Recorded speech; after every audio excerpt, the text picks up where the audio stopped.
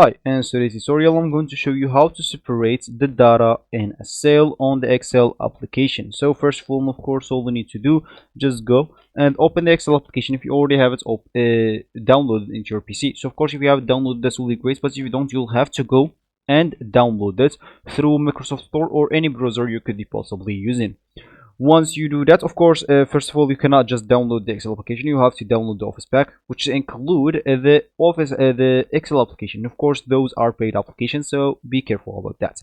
So once it's downloaded, or if you already have it, just go and open the application up, and that will actually be your home screen. You might have it on white. That's not going to be a problem. I'm just having it on a dark mode.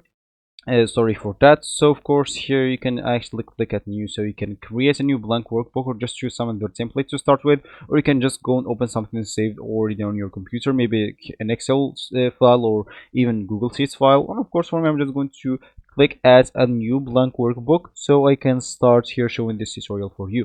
So of course this is going to be our file, and as we said, we would like to actually separate data in a cell. So how can we do that? So first of all, we would like to select the cell or even the column if you want. If you want to use a full column that contains the text you want to split, then you would like to select that. So let's just first of all merge those two together so we can actually split it down. So we can just go to, so of course once they are selected, you can just go and merge them. As you can see, it's gonna be like one. You can even choose how you want to merge them if you want.